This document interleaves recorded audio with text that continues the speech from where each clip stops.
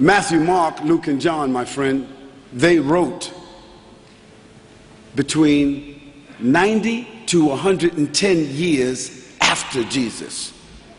Paul wrote between 50 and 60 years after Jesus.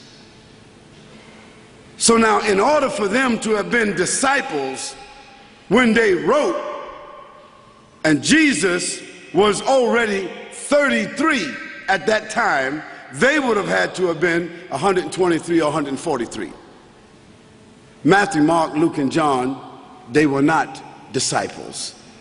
Secondly, I ask you, Matthew who? Mark who? Luke who? John who? How could four people that wrote separately, all of them forgot to write their last names?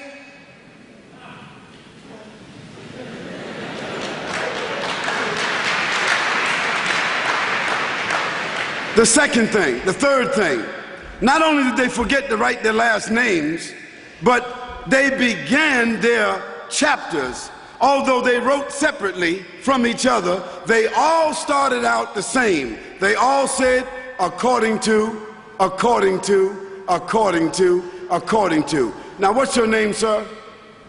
Huh? Another Paul.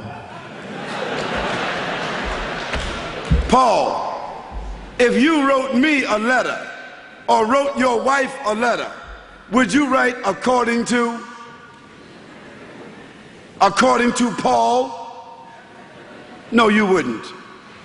You would write your name at the end, and if you were asking for a debt that I owed you, you would write your last name and your address.